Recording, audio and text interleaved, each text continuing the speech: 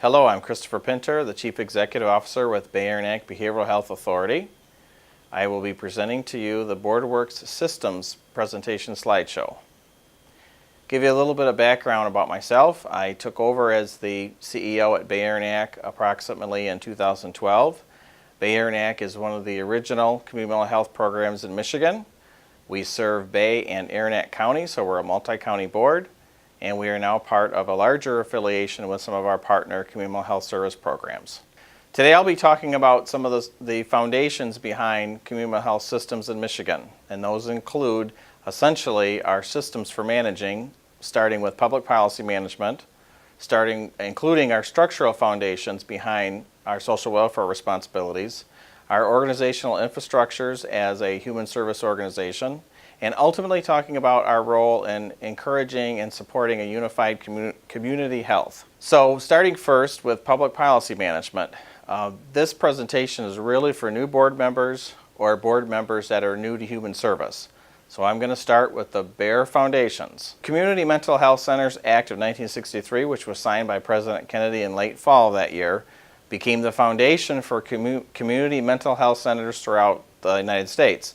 In Michigan, the Michigan legislature followed up not too long after that with its own law enabling county authorities to start creating community mental health centers. Now, the original purpose of the Federal Community Mental Health Centers Act essentially was to say that services for people with disabilities or mental illnesses should be provided in their communities. And they laid out certain types of services that the federal government expected the mental health centers to provide. This included community inpatient care for folks who are having difficulties or having symptoms. It included emergency response care for people that may be brought in the middle of the night or over the weekend that needed help or assistance. It included partial hospitalization programs, usually connected with a hospital or a local, other local facility. Outpatient services, which generally were counseling or doctor services, and general education and consultation to the community and the public about mental health services. It also required that community mental health centers have a continuum of care. So if we were to form a community mental health center in Michigan, we would not be expected to simply provide counseling or doctor services and nothing else. The expectation was that we would develop a continuum of services that would support people with the most severe forms of disabilities living back in their communities. Now, the second cornerstone behind the Community Mental Health Centers Act that now has a significant impact on our system and is important for you as board members is in 1965, the federal government passed the Medicare and Medicaid Act. This was a landmark legislation in the United States because it was the first time the federal government was, in a way, enacting a program that was essentially underwriting and providing some sort of a guarantee for health insurance. Primarily, President Johnson's motivation for the Medicare Act was the high levels of poverty and poor health that were being found in seniors and people who were living longer as healthcare advances and our public health advances had basically permitted people to live an extended life beyond what historically we'd been able to. Another part of the Medicare-Medicaid Act, and the part which was not fiercely debated back in 1965, was the establishment of the Medicaid program. Most of the energy around the legislative deliberations around Medicare was essentially about the role of the federal government, whether the government should have a say or a voice in providing health care or establishing health insurance for folks. The Medicaid part was not really focused on and not really debated in Congress. Medicaid basically was a federal program that said states, provided that they worked within certain broad federal regulations, could establish and provide services to the poor, the disabled, as an entitlement benefit. It provided that the states put up their share of the portion of the funds. The federal government would match those funds, and states could implement a Medicaid program kind of at their discretion. Most of Medicaid coverage was really initially targeted toward the aged poor, the same folks that the Medicare was originally targeted to serve as well, blind, disabled folks, and families with dependent children. But I want to emphasize again that Medicaid was secondary to the passage of the Medicare Act in '65, and Medicare would go on to become one of the most successful and popular programs ever passed by the federal government, primarily because it tied the right and access to health insurance ultimately to retiring and having worked and paid into the Social Security system. And that has been a popular formula both for Social Security and for Medicare, and is why Medicare continues to be one of the growing and expanding programs providing health insurance for our citizens. Now, let's focus a little bit on legislative actions in Michigan. So we've got the federal, the Mental Health Centers Act of '63, we got the Medicare Medicaid Act of '65, Medicaid being important because it's now by far our largest payer of behavioral health services in Michigan. Also, Michigan passed its own version of the Community Mental Health Centers Act, which it encoded in the Mental Health Code, what we call the Michigan Mental Health Code, which is a compilation of laws. Now, we usually cite those as being in 1974 when the laws were combined. They have subsequently been revised and rewritten in the future years, 1996 being the most prominent. But the Mental Health Code did a couple of things that was new. First, it established that there was a state mental health authority, which is now known as the Department of Health and Human Services. It also established county-based systems of care, and these county-based systems would relate to the state mental health authority to provide services to the most disabled and most severely mentally ill folks, tying into the Mental Health Centers Act that I referred to earlier. It also defined who the priority populations would be for services in Michigan. It provided very strong regulations and recipient protections for how those care would be delivered and how those folks would be served. So the Mental Health Code has been revised a few times since 1974, as I mentioned. One of the changes in legislation that's most significantly occurred with the code in the last 4 or 5 years was Public Act 500 of 2012. And that was the act signed by the governor that essentially ended the substance abuse funding delivery system that had been in place for probably 30, 40 years through the coordinating agencies. And it required an integration of those services and the management of those funds with the existing community mental health service programs. It also established new requirements for what were called community mental health entities, which we know now in essentially to be 7 of the 10 prepaid inpatient health plans in Michigan, including the one I'm associated with, the Mid-State Health Network. And it also established an oversight advisory board for substance abuse service delivery, with appointments to each of those boards being done by the county commission served by that particular communal health entity. So building off of those changes in Public Act, the federal level, back in 2009, we passed the Affordable Care Act, commonly known as health care reform. I'm mentioning this because this added some things that even beyond the Medicare Act, even beyond the Mental Health Centers Act, this added some additional things that now have some impact on the way we provide and deliver services as community mental health centers. First up, the key things of the Health Care Reform Act, whether you agree with them or not, these are currently the law of the land. There is an individual mandate for all citizens to purchase health insurance. There is a tax incentives and credits are available for people who are poor or indigent or who struggle to be able to afford health care or health care insurance. It also established exchange mechanisms for individuals to be able to go in the market and price shop different types of health insurance. Since they're not required to purchase it, this gives an opportunity for them to try to purchase the type of service that they would like. And then the ACA also established requirements for all public and private health care plans. Now, that's not unnecessarily unusual. Every state has some mandates that they have passed over the years for their licensed commercial health plans in their areas. Examples would be things related to prenatal care, things related to certain types of covered services when people are in the hospital. The best example I can give you is in Michigan. About 3 years ago, the state passed a mandate for commercial insurance to cover autism services. And that's been an initiative that the governor supported and has encouraged. And I try to remind people that that's an example of one of those state mandates that sometimes impact health insurance or health care. And if you do a little research, you'll find there's a lot of those in Michigan that regulate the commercial market. And so in some ways, ACA is just taking that a little step farther by having the federal government recommend those kind of changes and mandate some of those changes. Okay, I'm going to talk now just for a minute about the still staying with public policy management. We've talked about some of the legislative changes at the federal and state levels. So I'm going to talk about the role of the roles of the different levels of government that are involved in how community mental health services are provided. Obviously, the first would be the role of the federal government. In addition to passing the Mental Health Centers Act, passing the Medicare and Medicaid Act, the federal government establishes quality and regulatory standards through the Department of Health and Human Services and through the Centers of Medicare and Medicaid Services. These broad regulatory requirements, and sometimes they're very specific, apply generally to all Medicare and Medicaid programs. The federal government also provides a significant amount of the financing for health care. Generally, the federal government picks up, on average, about 50% of the cost of the state Medicaid program. So that makes the federal government a big player in the services that we deliver that are now covered by Medicaid. And then the federal government's, in some cases, the most obvious role in health insurance is it provides for the Veterans Administration, which provides hospital insurance for our veterans. And the federal government, that makes the federal government the provider of the largest healthcare system in the United States. Next, I'm going to talk a little bit about the role of the state government.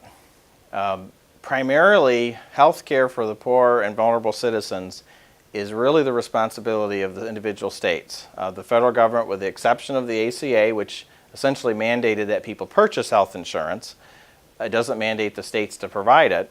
In fact, when the federal government tried to tie Medicaid expansion as a requirement, the Supreme Court said you can't do that because Medicaid's always been a voluntary partnership between the state and the federal government. So the state government essentially has the first line of responsibility for assuring a safety net for its most vulnerable citizens. And states do this in different ways. Some states are more progressive than others, but generally that's the first responsibility of the state government. The state also provides health care through its general funds. The state allocates a certain amount of general funds for public health, for Medicaid, for communal health centers. Schools even get some money still for from the states for certain types of communicable diseases, screening and things for schools. So the state government is also a payer and a funder for health care and health insurance. The state also administers a Medicaid plan. So if your state has a Medicaid plan providing coverage for community mental health services, the state has to administer and monitor this plan and meet federal requirements in order to obtain the federal funding for the plan. And then the state also has a responsibility essentially to ensure that whatever it does with those Medicaid funds and requirements, that its downstream providers, such as hospitals or community health centers, are also meeting those requirements. Now, next I want to talk for a minute about the role of the county government. As we've talked about the federal and state responsibilities, in Michigan, the county government has a particular role related to community mental health services programs. This isn't necessarily true in every state, but in Michigan, based on the Mental Health Code, the county governments are ultimately responsible for oversight and the creation and dissolution of the community mental health service programs serving its county geographic areas. When we talk about that, it's easy to forget that the county essentially can, tomorrow at their next meeting, can vote to end the mental health program in its area. And there's not really a way to stop that other than make sure you have the votes on the commission to not end your program. The county also does your board member appointments. The counties can also remove your board members. They have to give due process, and there's some other protections like that. But essentially the county has the power to create the community mental health authorities or the community health programs. They have the power to appoint the board members, they have the power to remove board members, and they have the power to essentially dissolve the mental health center. So that makes the county in some ways the most paramount player in the delivery of our services. The county also has a small role related to funding health care. There's a county appropriation that's required for matching the state funds for mental health services, and the county is obligated to put those funds up to support the services in their area. Continuing our discussion around the role of the different parties in public policy management, the Community Mental Health Service Board also has a particular role. As I mentioned, it's appointed by the county. It's the counties that created the authority. The Mental Health Service Board has to provide a comprehensive array of mental health services. This includes a 24/7 crisis stabilization and response to its community or its service area. Those two things tie all the way back to the federal law related to mental health centers. The Mental Health Board also has to provide basically assessment, diagnosis, and service planning for folks coming in for service. And I'm using the actual language from the Mental Health Code the Mental Health Board has to provide therapeutic clinical interactions, adaptive skill training, rehabilitative and vocational services. So those languages is still, the terminology may have changed over the years, but the intent of community mental health was to provide all of those services to the most severe need people serving that or living in that community. Okay, so I'm going to talk now about the regional entity, and I referenced community mental health entities a few minutes ago when I talked about Public Act 500 and 501 about the substance use services. The regional entity, essentially, there are 10 health plans in Michigan basically comprised of community mental health service programs. There's 3 tied to the metro area, Wayne County, Oakland County, Macomb County, and there are 7 regional entities that serve essentially the remaining 80 counties in Michigan. These regional entities essentially are the Medicaid prepaid inpatient health plan for the counties in its geographic area. They oversee the management of the Medicaid and Healthy Michigan services, Healthy Michigan being Medicaid expansion, and they oversee essentially the service delivery for the community mental health services now. The other important part of the regional entities is because of Public Act 500 is they also now oversee the management and the delivery of all the publicly funded substance abuse services through both Medicaid and other federal block grant funds, which historically that was not something that the community health service programs had much to do with some exceptions, and now that's all part of one integrated system managed by these regional entities. So essentially with these public policy foundations related to services to people with disabilities, our community-based care has evolved in the last 45, 50 years. Back in 1965, Michigan had 41 state-operated hospitals and centers throughout the state. Approximately 29,000 residents were included in those hospitals and facilities back in 1965, which would be 50 years ago. With the expansion of civil rights activities, the establishment of community psychiatry and more effective psychiatric medication, and ultimately the expansion of community-based services through community mental health programs, by 2013 the state had reduced its total number of state hospitals down to 5, and their total census of all 5 hospitals combined were less than 800 residents by 2013. So that kind of speaks to the role of community mental health and the role of community-based services in moving people out of state institutions and moving people into the community, which is what ultimately was the goal of the Community Mental Health Centers Act, which is to serve people in their communities with a continuum of care to keep them out of the hospital. Okay, I'm going to talk a little bit about the public governance role of Community Mental Health Board members. And the first role for you to understand is that the Board of Directors itself is appointed by the County Commission. They're accountable to the county government, not only in the board member appointment, removal, creation, and dissolution, things I mentioned a few minutes ago. More importantly, the board has to provide its annual budget information to the county and has to provide a copy of its annual financial audit to the county. The board itself establishes its own bylaws, its own policies for the community mental health service operations. Some community mental health boards use governance models that are more operational in focus, meaning that they have more committees, they have more involvement, they have more oversight and review responsibilities over the management of the organization. And then a lot of other boards have a much more hands-off, a much more insulated governance model where they devolve a lot of the responsibility onto the executive staff, and they essentially work in a oversight, more of a detached capacity. But the thing to remember is every community health services board is responsible for making sure that the services in its area and its community are effective, that the people most in need are being served, and ultimately that the chief executive officer or the executive director of the organization is doing their job and is responsible to the board. Now, next to the board of directors, another key foundation of the community health service system is mission-based system of care, as opposed to commercial vendors or other types of market-driven interests. We have a statutorily required system of care that has to be mission-based. And some of the examples of that at first is we have a guaranteed rights system, meaning that not only are we expected to protect consumers and families from abuse or neglect or other types of things that impact their care. We have to guarantee that that system works. We have to have that system be as separate from our clinical and service operations as possible. There's strong appeal mechanisms in that system that go to a separate advisory committee of the board to review, and there's ultimately appeals that can go up to a board established by the state authority. So there's an ingrained system of rights for people that receive communal health services. Some of the examples of rights would include suitable treatment. People have the right to suitable treatment. So if they come in and they want counseling and we say, sorry, you can't have counseling, but we'll give you a voucher to buy some medication, the person could argue that I want counseling, I'm depressed, they won't give me counseling, I have the right to suitable treatment, I can file a complaint. People served in our system also have the right to have their services be person-centered. That was one of the major changes to the Mental Health Code in '96, was to add the requirement that services be person-centered.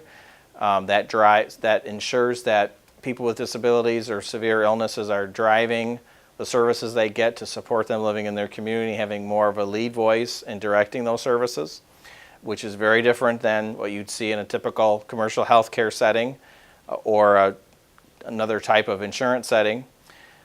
Our system also requires that we support consumer choice, whether that be through different providers, different doctors, different types of services. That's a baseline protection that people can file a complaint about. We also have protections from abuse and neglect, which people think of as the most important rights protections, so that people aren't being harmed in any way from the services we're giving, or that we're not giving enough service and they're somehow being harmed by that. There's strong protections for that, strong investigatory mechanisms to prevent that from happening or remedy that when it does happen. We also have a guarantee that consumers will be received in the least restrictive treatment environment. So where that tends to come up is when individuals want to live in their own home or perhaps live with family, and in order to avoid us warehousing or housing people in facilities or settings that go against their wishes. This gives people a grievance option to pursue a remedy. And least restrictive treatment, it's not used as much in terminology as it was years ago, because most of the people are out of the state hospitals, are now in the community. But you'll see that come up like with the Olmstead Act decision of the Supreme Court several years ago. They found some states were, whether intentionally or not, were implementing service programs that tended to discourage people from living independently and actually encourage people staying in institutions their whole lives. So the least restrictive treatment is not as much of a issue right now in Michigan, other than that we have to comply with Olmstead like every other state. But in some states, you'll find that their systems are far backward compared to the progress we've made in Michigan. And that's really what the Olmstead Supreme Court decision was about ensuring that people are giving options to be served in the least restrictive home type setting that possible. And the other big, the one thing I want to mention on the mission-based system is that we also allow for a second opinion, so from a qualified medical professional. So if an individual is getting service and they don't like what's being recommended by the physician, or they don't like what's being recommended by the clinical staff, they always have the right under our system to request a second opinion from a qualified professional to just kind of see what other options or alternatives might be out there that might be more supportive of the person's desired outcome. Okay, continuing with the discussion of the structural foundations, it's also important to mention quality management. That's an old term if you worked in business or industry. It's not going to be a new term to you. We're talking about performance measurement and improvement, and this has become a much more relevant topic in healthcare operations over the last 30 or 40 years as commercial health plans and as government health plans have moved towards supporting healthcare services that have a proven outcome and measurement component. And so one of the important things that we do as a communal health system is we look at the types of services we provide, and we look at the types of procedures that maybe potentially impact the largest number of our consumers, or try to find the procedures that have the highest risk or potentially can negatively impact a large number of consumers. And we do performance monitoring, performance studies, measurement, and outcome measurement around those to reduce the risk to patients, improve the care that they're getting, and try to ensure that people are not only satisfied with their care, but they're getting the best possible outcome. And all of that is the science of that is based in quality improvement and measurement. And as I mentioned earlier, the federal government provides a lot of lead regulations and requirements related to that ultimately we have to comply with to support our services. And another example, it's not quite as developed. It's still a newer thing, or newer concept, but we've been adopting evidence-based practices, and these are practices that have been proven through scientific methodology to have the most best outcome or the most likely good outcome for people with disabilities. And you'll hear more, as board members, you'll hear more about those reported by your administrative staff. And if you're doing your job, you'll ask them to show measurement that the evidence-based practices are working and that these people are getting better, because that's your job as board members. Information management is also an important foundation behind how we deliver healthcare services. Its evolution and its application to healthcare has changed over the years.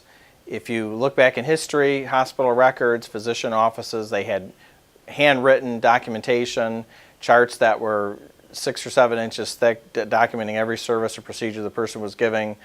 And that has changed over time, primarily because our advances in technology and in computer technology in particular have provided us an opportunity to convert a lot of our paper documentation behind our service delivery to electronic systems. And these electronic systems have exponentially increased the capacity for storage and retrieval of information, especially information that relates to the individual's health care decisions. Information management changes have also not only made the information more readily available, it's made it available at the time of decision making so that physicians and clinicians now can access information in real time and actually have the most thorough picture of the person's history and condition at the moment that they're making decisions about care. The concept behind that is that will improve our decision making, that will improve the effectiveness of the services that we provide.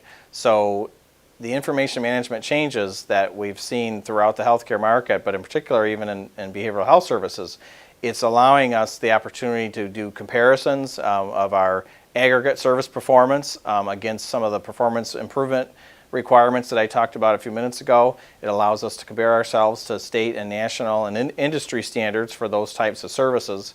It supports what we refer to as interactive or interoperable service delivery. And the best example I can give you is nowadays you're reaching the point where they believe you'll be able to get information right off your smartphone, where you can have an application that links to your healthcare provider, your health insurance provider. It can give you information on your next appointment. It can give you information on what was found in your last appointment, what your blood pressure was, what your heart rate was, what they recommended.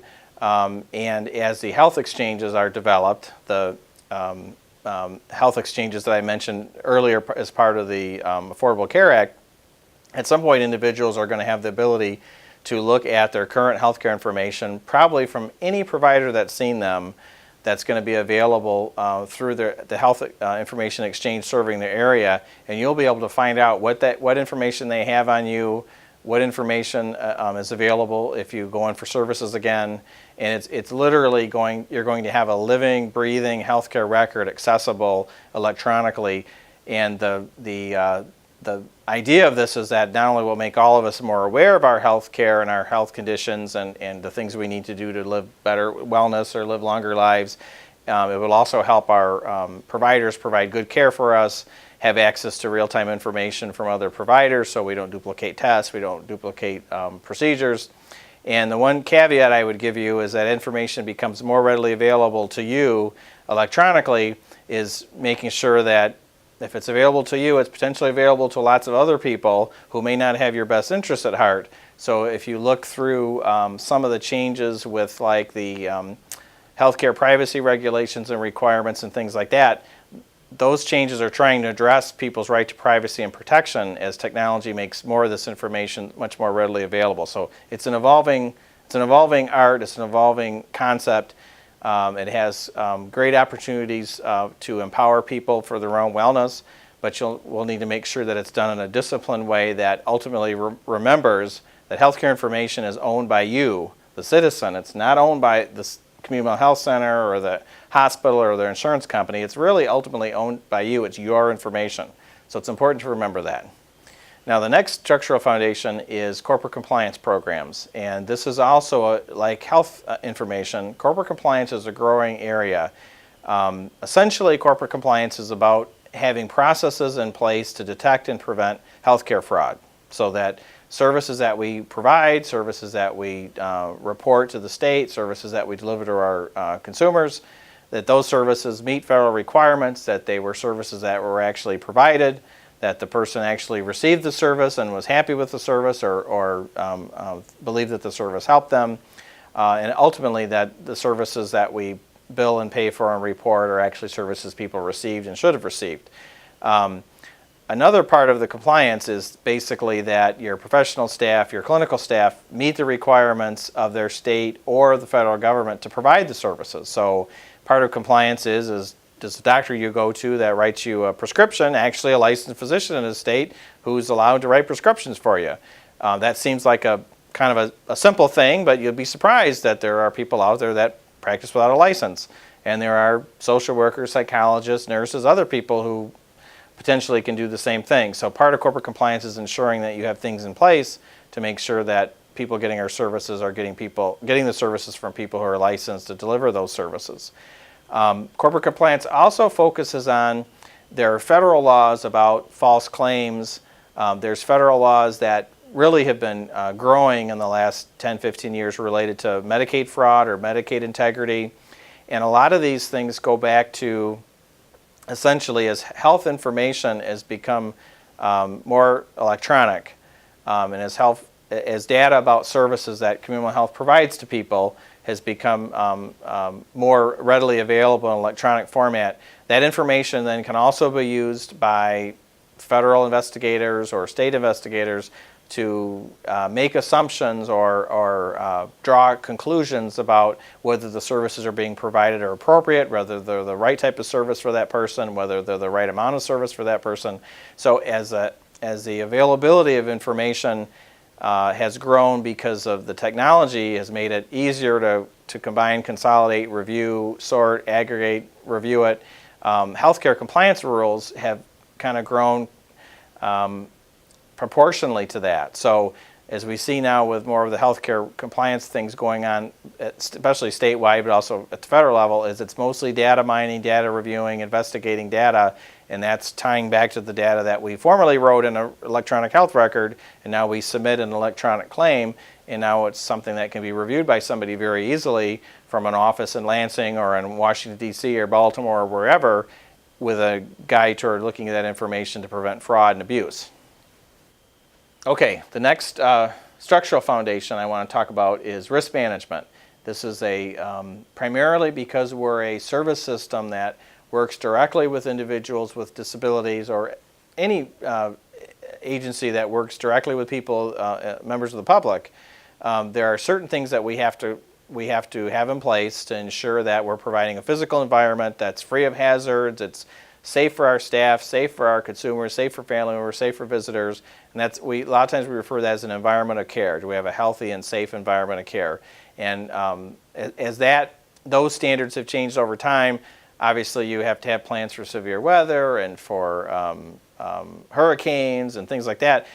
Environment of care things have changed over time, though, also to include now there's more sensitivity to bomb threats, terrorist threats, things like that. So environmental care is essentially that we have a physical environment where our services are delivered, or our providers do, that is safe for people coming in for service and family members and guests and members of the public.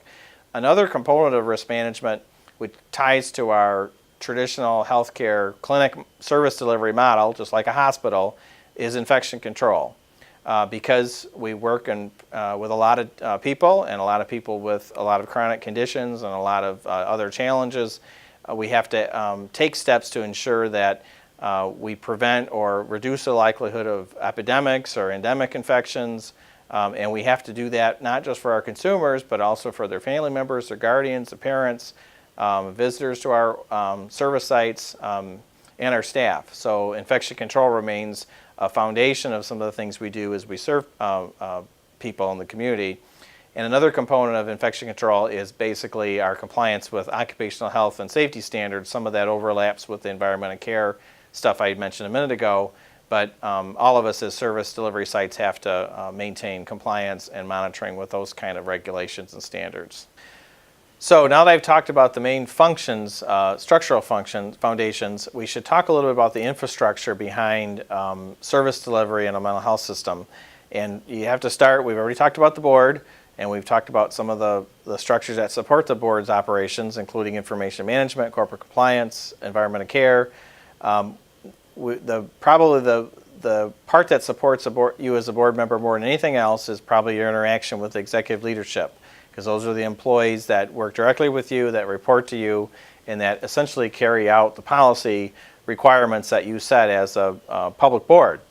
So executive leadership really talks about, it's really assisting the board in establishing the mission, the vision, and values that the organization has. And these are all things that tie back to the board's role as codified in state law and the mental health code.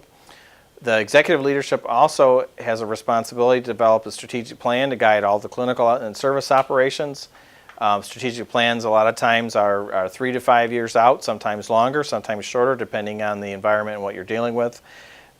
Executive leadership is also supposed to meet some minimum standards. And the examples I can give you is that we have to do an annual program plan and budget. That's required under the code. We have to have you review it as board members and approve it. We have to meet all the policy guidelines that are established by the board as a service agency. And then we also have to comply with any applicable government or regulatory procedures tied to either the mental health code, tied to Medicaid, tied to Medicare if we do business with Medicare, tied to other types of municipal or locality laws. So essentially, that's our primary role, is to make sure that the board has a program plan and budget, that we implement the board's policy guidelines and the policy initiatives set by the board, and that we make sure that service operations meet regulatory government requirements to protect the board and ensure that the board is fulfilling out its responsibilities as an agency. Now, finance as an infrastructure is probably the one that's most, and a lot of times with the board is the area that a board is most in tune to, because you not only have to do an audit to make sure that your financial operations meet federal and state accounting requirements, but ultimately as a board, you want to be financially solvent, because if you're not, you go out of business, even if you're a government organization. And nobody wants to be on a board that the agency subsequently goes out of business, including me. So finance operations a lot of times are one of the key roles of a board in terms of providing oversight and providing guidance to the board's executive staff. Some examples of finance, if you've not worked in a finance department or haven't ran your own business or worked in a business that had a strong financial component, that includes budget planning, accounting, forecasting, reporting of your financial operations. It includes ensuring that you're implementing procurement and purchasing decisions with an eye toward getting the best possible price for the best possible service.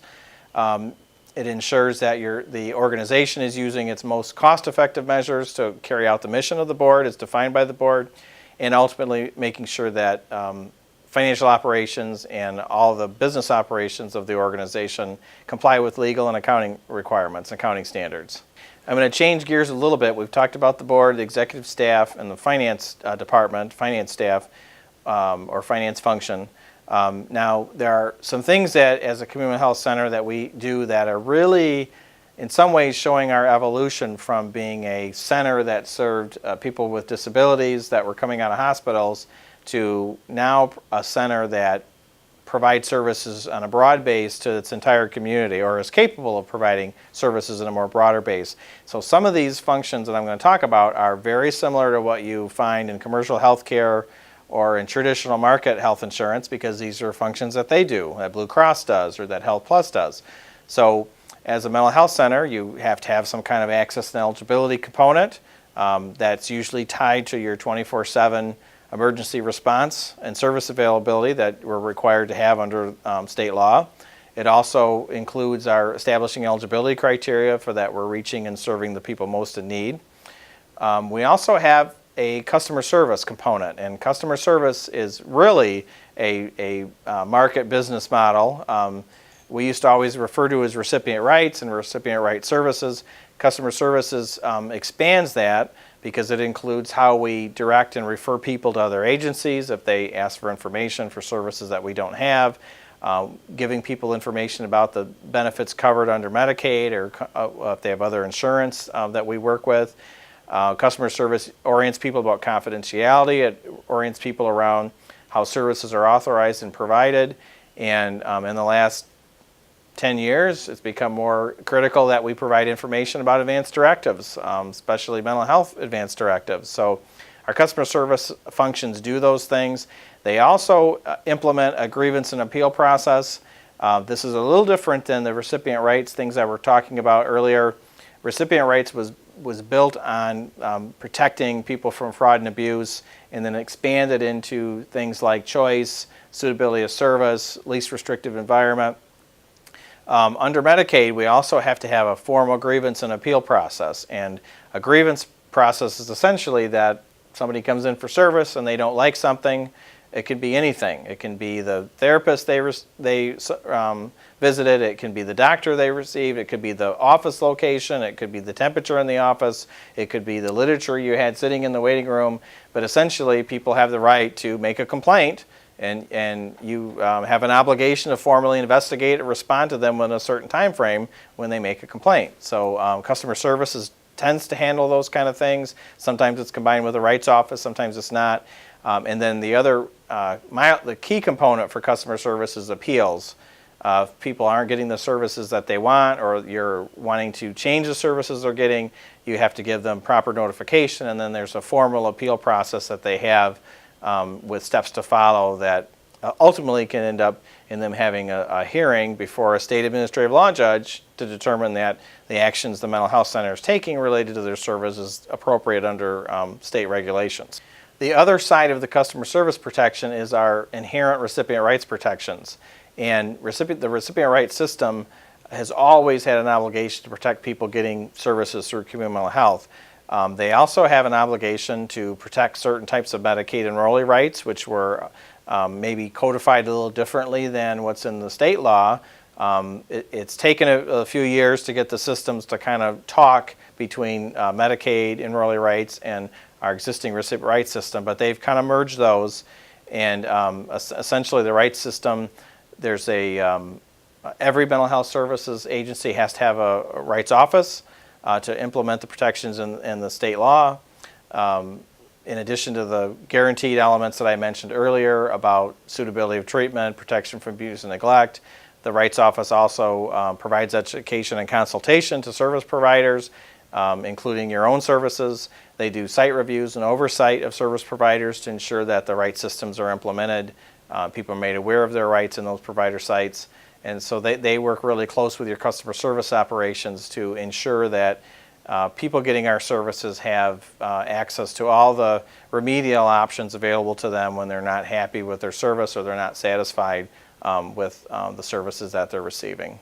Another infrastructure component, now that we've talked about access to service and we've talked about the rights and customer service, you have to have a provider network. Your provider network is your panel of physicians, clinical staff, psychologists, service programs. Sometimes it's community living support staff. Sometimes it's residential programs. Sometimes it's hospitals.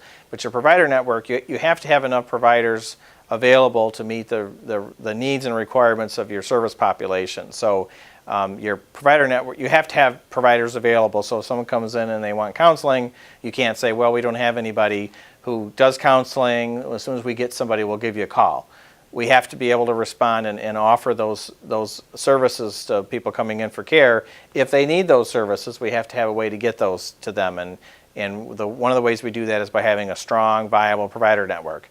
Whenever you see these commercials about the different types of health plans in Michigan, and they talk about Blue Cross says, we've got 5 billion providers in Michigan. You're covered wherever you go. They're talking about their provider network, their panel. So if you go to Newberry up in the Upper Peninsula, they've got a counselor there that takes Blue Cross that you can go see. Or if you go to Ishpeming up in the Upper Peninsula, they've probably got a provider there that takes insurance so that you can go see them. So as mental health centers, even though we generally cover a tighter political and geographic area, we have to have service providers in that area that can meet the needs of the people coming in for service. And essentially our provider network, because we're supposed to always have an eye toward providing the best possible service and being as competitive as possible, our provider network should have a proper balance between getting the quality and outcomes of the services that we want or our consumers want, and having a proper balance between those and what their expense is. So our provider network usually involves some negotiation. It usually involves sometimes procurement or other types of bid selection processes, negotiated contract requirements, things like that.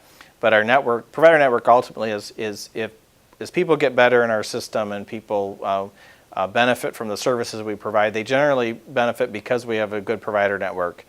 They do the most to make the most difference for the people with the most disabilities. So it's important that you have a strong provider network available for people who come in for care. Now, as mental health centers, under state law, I mentioned that we have that education component for our community, our education requirements, and that ties to our traditional role as a county-based agency with a social welfare responsibility to a certain degree when it comes to services to people with disabilities and with mental health conditions. So there's under the mental health code, there's a strong implication that we also establish collaborative relationships with our partners in the community, so that way we have a good relationship with, say, public health, our local hospitals, our local government, our judicial system, our schools, our disaster preparedness, critical incidents, community response collaboratives, our Department of Health and Human Services. It's important that as a mental health center that we always have good connections with those other institutions in our communities, because we generally share consumers, we share communities, we share people, we share services. And so the idea on community relations collaborative is that we're an active part of our community. We support improving the mental health and wellness of our community, and one of the ways that we do that is by having interlocked relationships with similar mission-based agencies, so that as we touch the same consumers, we can get the same positive things for people who live in our community. Now, another important infrastructure to us as a social welfare agency, or essentially as a human service agency, is a human resource function. I talked about the provider network, which is really more to do with our contracted providers that we negotiate arrangements to buy services and provide services to our consumers. But generally, we also have a human resource component, and this is essentially our department that makes sure that all of our personnel standards, how we handle employees, how we relate to our employees, are all done in a way that's consistent with federal and state laws. Our human resource function also makes sure that new employees are oriented. Sometimes for new board members to be oriented, they do training and education for staff on an ongoing basis related to OSHA and other types of requirements that are necessary for being an occupational health service provider. And they also, human resources has an important role in kind of determining what the qualifications and the credentials are and the competencies for people that you employ and hire. So your job descriptions, your performance evaluations, your human resource department ultimately serves that function in-house and ensures that you're operating in a way that's consistent with state law and ensuring that people get the best possible care. I'm going to change gears a little bit and talk a little bit about some of the market and regulatory influences that we've seen that have been impacting what we do in community mental health the last, it's really 25, 30, 35 years, but some of these things that were more acute recently. And they're not anything that you'll be surprised by because you've read about in the paper, you've experienced it yourself as consumers accessing healthcare, but some of the things that have been driving the mental health system and kind of what we're responding to right now in the environment. Obviously, healthcare expense, especially in the United States, continues to go up. Just a lot of the efforts with managed care in the 80s, and then how managed care was done in Medicaid later in the 90s and in the last decade. These things have slowed and in some cases reduced the increase of health expenses, but in general, healthcare costs continue to rise in the United States. which is what draws so much attention from legislators and policymakers. Consistent with that is the cost of increase. The role and the cost to the federal and state governments have also increased. So the cost has went up. Federal government is providing more of the care or underwriting more of the care. The states are underwriting in some cases more of the care, maybe a little less with Medicaid expansion, but certainly still have a role in financing health care. So as the costs have went up and as the state and federal government's roles in providing those have went up, that's increased the pressure on state and federal budgets related to health care. So that drives a lot of the dialogue you hear about Affordable Care Act, Medicaid expansion, whether we should do that, whether we should not do that. A lot of that, as much of it's a argument about the role of government in people's private decisions. The other part of it is it's the argument about whether we can sustain this type of growth as a healthcare system where it's underwritten by parts of the government. The other things that you'll see that are driven by the market is the push for consumer choice and more consumer directedness in healthcare and healthcare purchasing. You'll see more models of that with us. We have a philosophy called self-determination, which allows people to have more direct control over their services and over managing their budget. And that all comes out of the commercial move toward more consumer direct purchasing. There's also expanding with Medicare expansion. There's more private managed care models for managing public health care services. So a lot of the Medicare Advantage plans and the Medicare plans that were involved in the Medicare prescription drug program, which expanded back in 2004, a lot of those organizations now have some experience working with publicly funded services, and they now are making models and business models available in some states to manage Medicaid services and to manage services to the poor and disabled, which historically in Michigan has been the primary focus for community health centers. So as those models and commercial products are developed, they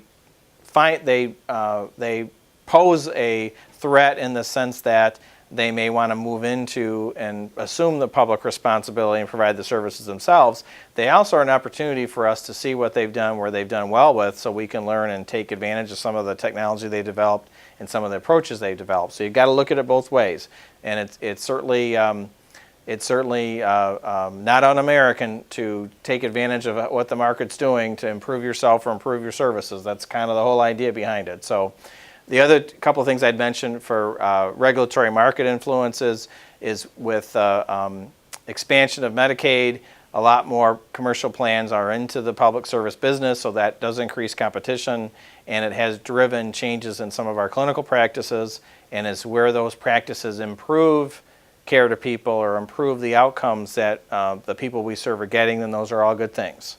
And when the market's healthy and operating the way it's supposed to work, that's what happens. People get more choices, they get better outcomes, and they get better services. So we have to make sure that as we weather the storm of change, that we're making sure that the bottom line is that our people are benefiting from this and getting better from it. So when we talk about healthcare reform, since that's the biggest policy change in the last 6 years, and some people argue in the last 240 years of the Republic, but certainly in the last 6 years, healthcare reform and the changes required by healthcare reform have been a big policy shift. And what we're seeing at the federal and state level are things basically that what they call value-based purchasing, that what the outcome of ultimately of healthcare reform is we'd like to see the person or the patient's experience improve with their healthcare providers so that they feel even if their problems aren't all being completely resolved or completely cured, their experience with their providers is better. They feel better about going back for services. They feel better about the services they received. Obviously, would like the outcomes of the services people get to get better. So as technology gets better and as practices get better, people get better sooner and faster, or at least maximize their wellness sooner and faster. And then the third part of that, other than the patient experience and the improvement of their outcomes, how they're feeling, the other part of that is that over time we expect that these changes will help make us more cost effective, that the the services we provide will not only help people get better and that they'll be satisfied with them, but that over time we'll use market or other types of business methodologies to reduce the costs over time, because as a public agency, we do have a responsibility to ensure that the public is getting the best return for its tax dollars, and it's kind of an obligation that we have as public board members, not just to serve the community more, not just to get more people into service, but ultimately to manage these resources, because ultimately they're not our resources, they belong to the public. So we have to manage them in the most effective way, ensuring that people are getting the best possible service and are benefiting the most from their services. And as board members, that always is a responsibility you have, whether you lean left or lean right. You always have a responsibility to the public, just as you do to the agency and to the people we serve. And tying into my last comment, the public market for behavioral health services has really gotten complex. It's changing over time as more information is available and as more information can be used to make decisions about care. That's naturally increasing the complexity. But it's also changing because with the health exchanges implemented in several of the states, with the Medicaid expansion being implemented in several of the states, we have some states that are using just a straight voucher system to allow people to purchase Medicaid from the exchanges. We have people that are states that are using their traditional Medicaid providers and services and health plans to expand Medicaid. Every state has implemented this in some cases a little different way, and so that's created potentially 50 different laboratories for Medicaid expansion, behavioral health services provided by Medicaid or underwritten by Medicaid. So over the next 5 to 7 years, I think we'll see study and results will be coming out as to how which of these arrangements seem to be working the best to get the best possible service for people with disabilities. And so then we'll have to be sensitive to those so that we build those things and those components into what we do so that we're staying on the edge of providing the best possible service. So that complexity part also plays into this overall response to healthcare reform. And I would add, with the increasing complexity in the public market, the ACA also added more requirements and more regulations for how we deliver service. And the best examples I can give you is, especially with Medicare, there are meaningful, what's called meaningful use incentives. What that means is for providers, particularly physicians, who participate in the Medicare program, by certain dates they were required to have electronic health records, meaning that they couldn't do handwritten notes anymore. They needed to have all their services documented and managed through an electronic health record, and that health record had to meet certain types of conditions in order to submit claims to the Medicare service programs and interact with Medicare.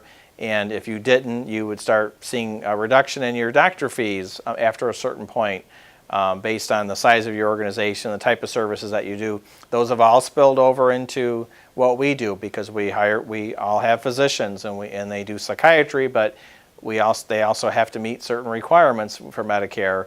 And there's a what's called a physician quality reporting system.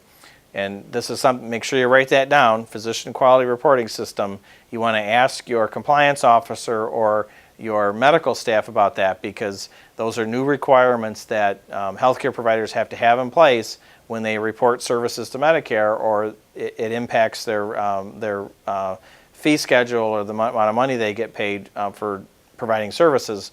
These are all things that are coming out of the ACA, coming out of increased accountability of care, and these are all things that are spilling over into how we deliver services as mental health centers, because we're never going to be insulated from those changes in the regulatory market, because ultimately it's going to drive what we do, because so much of our funding now is based on Medicaid, Medicare.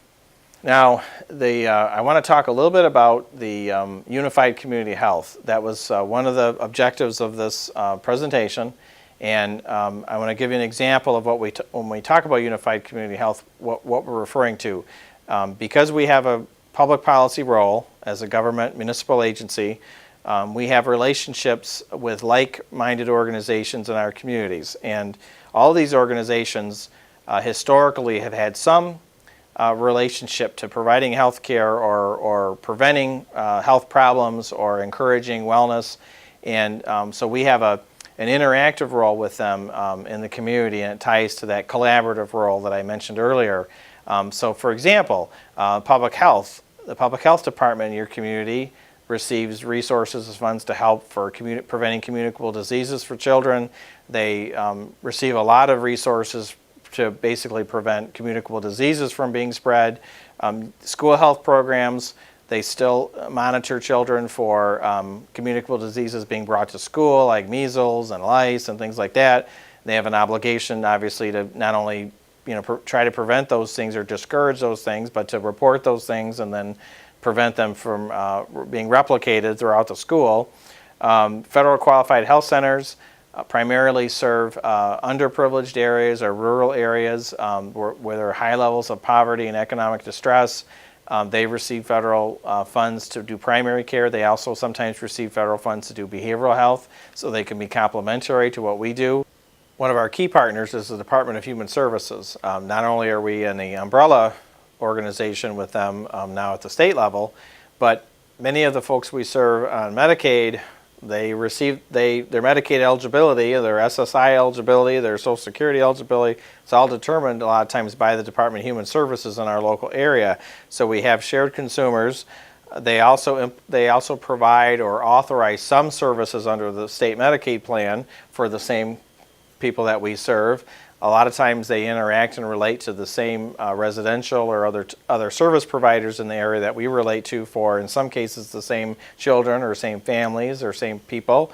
And so it's important to have a strong relationship with your local Department of Human Services, because we're essentially serving the same people in the same area with the same service provider. So it's very important to be on the same page with them and to work collaboratively with them, which I think in some ways was kind of the concept behind merging those two departments at the state level. So to me it made a lot of sense doing that, but anyway. And another important agency is there's service dollars that go to the aged population. When we talked about the Medicare and Medicaid Act of 65, I didn't talk about the Older Americans Act. That also was passed back in the 60s by President Johnson, and that provided resources and funds to people that were aging or elderly, and so that essentially became the kind of the primary funding source for our local Commission on Agings or our divisions on aging, which a lot of times you'll find sometimes connected with the local public health department, sometimes just with the local county government. But Meals on Wheels, senior centers, a lot of those services are funded through the Older Americans Act. And there's times when the folks that we work with, the families we work, start to overlap into services available through the Aging Service Network. And so it's important to make sure that we have strong relationships with them, so that way we can work together collaboratively with those same consumers. And of course, Office of Services Aging is also in the new Department of Health and Human Services at the state level, so it makes sense for those all to be kind of under the same auspices. So one of the things that, in addition to the collaborative relationships we have with our partner social welfare agencies, is there's much more emphasis now on increased coordination and integration of healthcare, and primarily that for us that means linking our community mental health or behavioral health services with primary health care for the individuals that we serve or that we're providing services and supports to. And so our partners in doing this, in this increased coordination or integration of healthcare, straight off the bat, our number one partner is probably the Medicaid health plans in our area, because we provide a complementary behavioral health benefit, specialty services benefit through our community regional entities, community mental health regional entities that I mentioned earlier.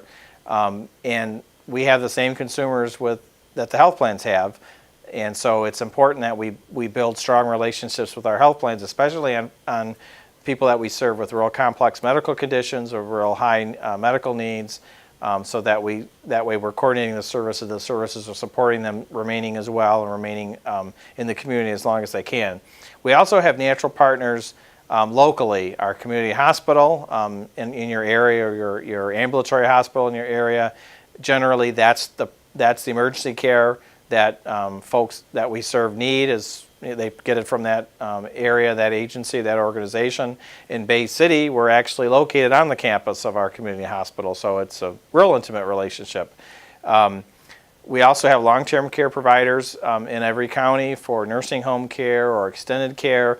A lot of times as our service population gets older, they end up needing long-term care, and so we have a responsibility to coordinate care with them and work with them, and you'll see that through your OBRA programs, your nursing home programs that have specifically been developed to bring community mental health services into the nursing home area. And then we all have ambulatory service providers. That's your primary care doctors down the street that do the primary medical care for your consumers, specialists that do follow-up for if they have a blood disorder, they have a back problem, or they need an orthopedic surgeon to look at them. You have pharmacies in the area which fill their prescription drug orders from your psychiatrist and from their general physician that's paid for by their Medicaid health plan. And then other ancillary services that people can benefit from: OT, physical therapy, speech therapy. So part of that, your panel of providers sometimes has some of this, but a lot of times you're not as a mental health board, you're not the primary financial responsible party for those services, but you have a responsibility to make sure they're coordinated, integrated as much as possible in order to make sure people get the best care. So that's when we talk about coordination and integration in healthcare, we're talking initially about those local providers that you can work with. And another reason that integration and coordination is important is because most of the studies that have been coming out in the last 10 to 15 years have looked at the end result of more integrated behavioral health care and primary physical health care. And nearly all of those studies have suggested that there's an overall reduction in expense in medical costs. Some studies say 7% savings, some studies go as high as 20 to 30% savings, and it's important. Most of the savings, just to note, are on the physical health side. They're not necessarily on the behavioral health side, but they're savings nonetheless, and this is one of the reasons why Medicaid health plans and other types of traditional healthcare providers are interested in healthcare and healthcare integration, because they see the studies that suggest how much savings they can have for more integrated care. So that makes them more interested in developing strategic partnerships with us as a mental health service provider in our area to make sure that our shared consumers are getting the best physical care, because a combination of the best physical care and the best mental health care is the one that ensures wellness and ultimately will reduce expenses and the cost of service.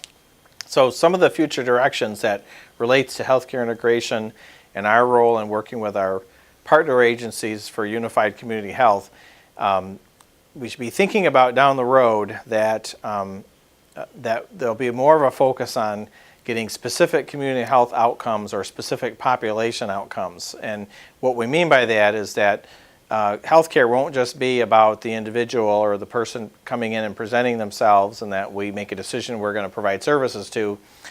I think what you're going to see is a drive, especially with all the information and technology that's out there and the data that's out there, you're going to see a drive that over time, can we make specific steps and actions as a unified system to address certain population issues or certain health issues in different populations over the lifespan. So if we know that certain areas of the community we live in tend to have people that are elderly and tend to have elderly people with diabetes or chronic obstructive pulmonary disease or other types of chronic conditions, are there specific things that our community partners in serving those folks can do to improve the health of those individuals and improve the outcomes that they receive from their health care. And in some cases, like where there's pervasive drug abuse or substance abuse issues in certain areas of the community, or even in some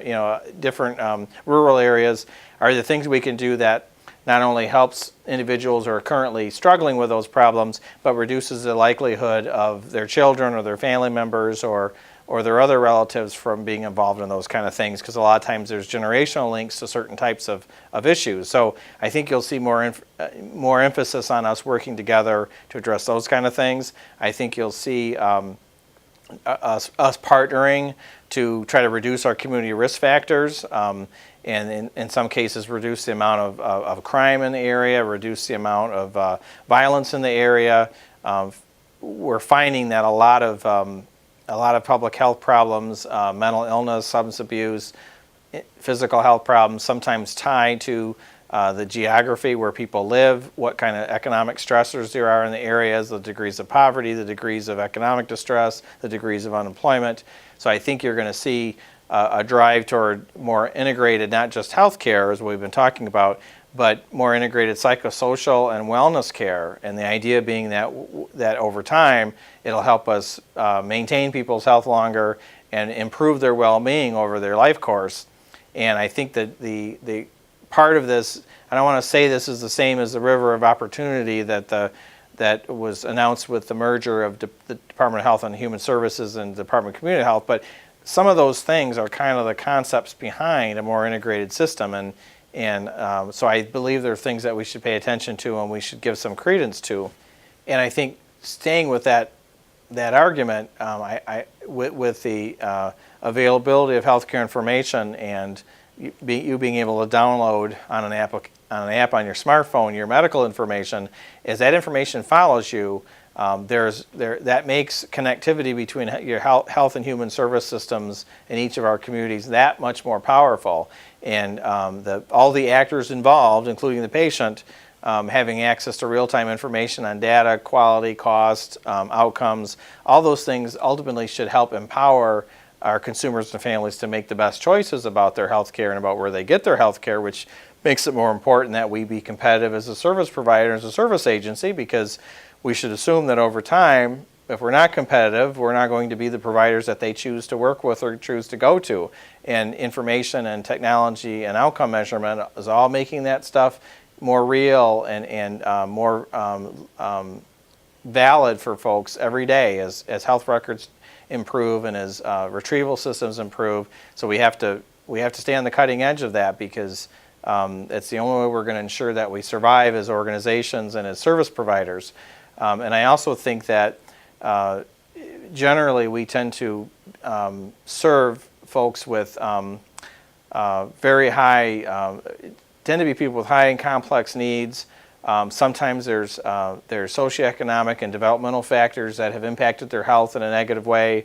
And I believe that over time we're going to be charged as a system that we show long-term improvement on those folks, that their correlates for health, their diabetes, improvement in their diabetes, improvement in their lung disease, improvement in their different types of chronic conditions that are managed by their primary physicians. I think over time, where we see that there's an overlap between those conditions and chronic mental illness or a developmental disability, I think we're gonna have to carve out a market for ourselves that show that not only can we manage the behavioral health side, but we can also manage the physical health side that's complicating their lives and complicating their wellness. So that's another part of our role of unifying our position, not just serving the people most in need on the behavioral health side, but serving a broader scope of their needs that makes it more likely that they demonstrate wellness and that they demonstrate satisfaction in health. So I've covered a lot of information. This is meant to basically be an introduction to board members. I've tried to add new information where I can to if you're a returning board member.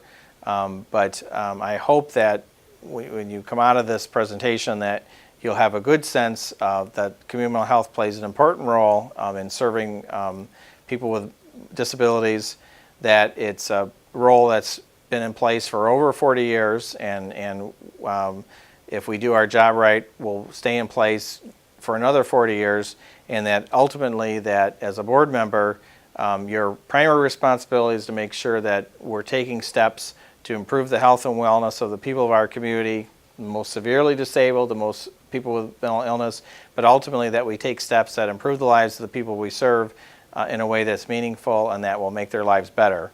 And if you're doing that part, making us do that part, then the system will be very successful.